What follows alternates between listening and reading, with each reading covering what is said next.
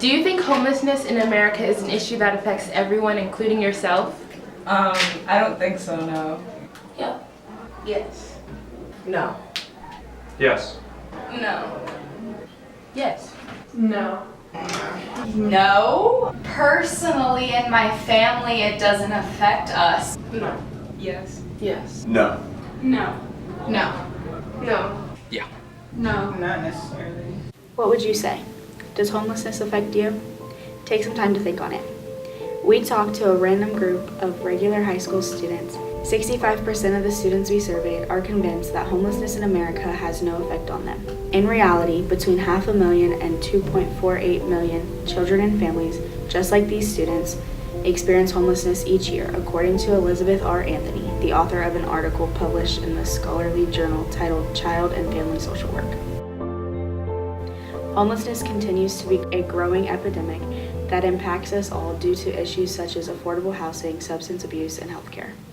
We spoke to the engagement specialist over at Faith Mission Homeless Shelter so he could provide us with more as to why we, as regular citizens, are affected by the problem that is homelessness. Here's what he had to say. It affects you too because your tax money that they are using to maintain them. The government, the county, they donate, and some of the businesses, individuals, families. So the money that they are using to maintain them would have been diverted for other purposes. It's affecting us in that way too.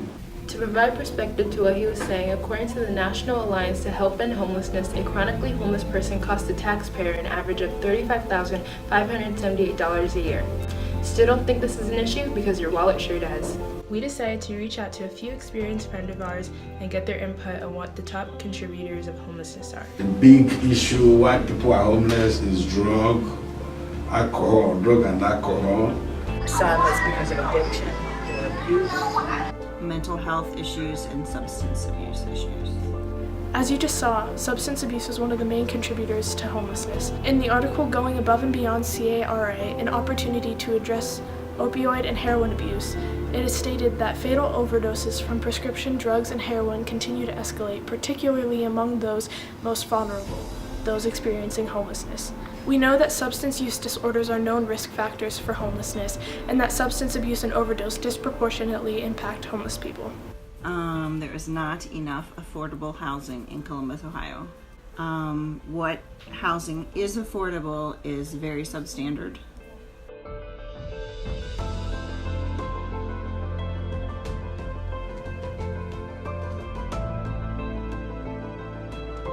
Affordable housing remains to be a top contributor to the problem that is homelessness. With the increase of poverty rates, unaffordable housing creates issues for people, especially families who need more food and clothes.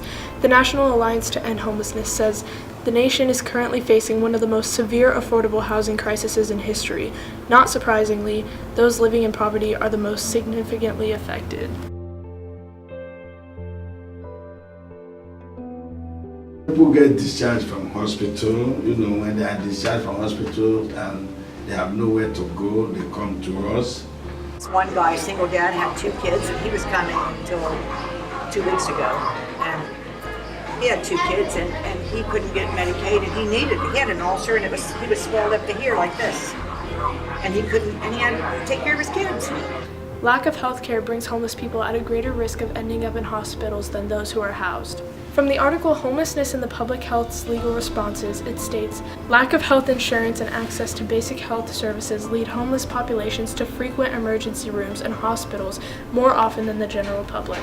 Consequently, homeless people have high rates of chronic disease and acute illnesses, often associated with or exacerbated by their living situations.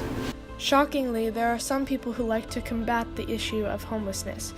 It is a very upsetting yet common thought that homeless people might be choosing to live that way.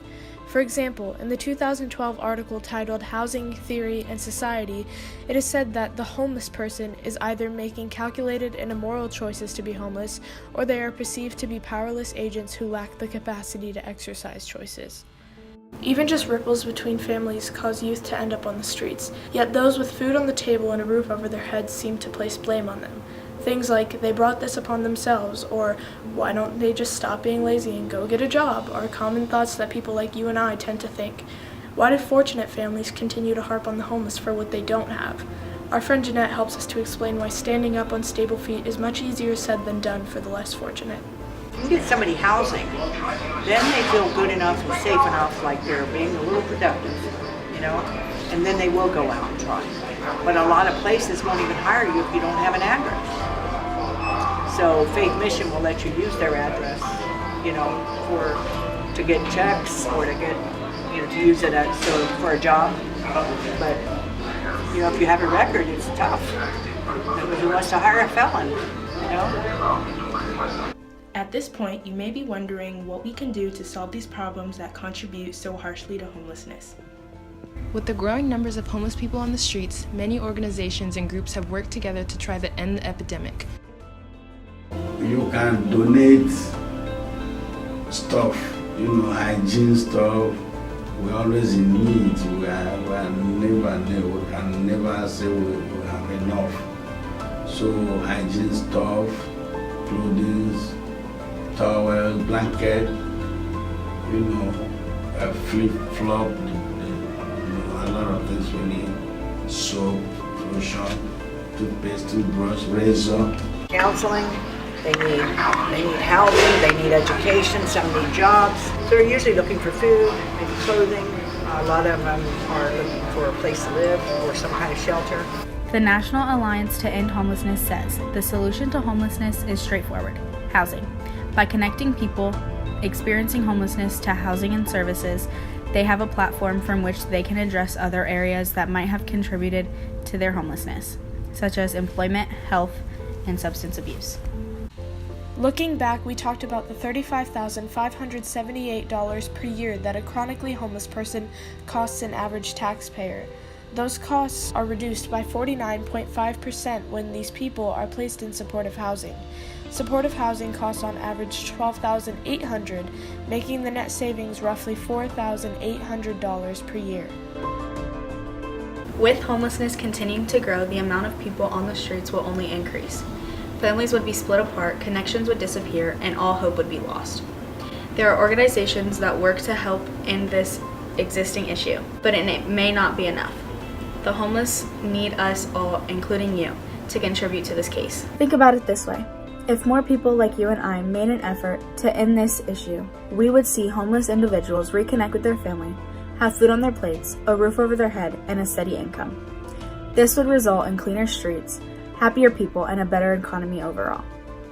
Unemployment rates will decrease, tax rates will decrease, and the people in our community will have the opportunity to live better lives. So what can you do to help end homelessness? Homelessness exists everywhere, all around you and I. Anyone and everyone can do their part by helping with other organizations and volunteering. With the amount of people in the country, any person who makes an effort will be helping significantly. People like Jeanette, Shelley, and Christopher, who are active in the lives of homeless people, are truly helping to make a change in their community. There are multiple ways you can take the step to volunteer in your community, and every step counts. Donate your clothes, volunteer at a food pantry, put together necessity bags for the youth. You can even join us in participating in the homeless outreach program put on by Second Chance Ministries. You see my group, you know, there's not a lot of us, but I have a good little team. But if I could have more people, I could send like a group here to help them and a group there to help them instead of me just concentrating on that one little area. If I thought, you know, working together we could end homelessness, I'd do it in a minute. Does that sound like a thought you might also be having? Because we can. There is one thing we are all able to contribute to, and one thing that will change the lives of others forever. Volunteer. In any way you deem necessary, volunteering to help give fortune to the less fortunate provides them with not only their necessities, but with the feelings of love and motivation to move forward. Find out more about volunteering in your community by visiting either of the two websites shown on screen. Take the time to volunteer. Take the time to put a smile on someone's face. Take the time to be the change in one person that changes the world.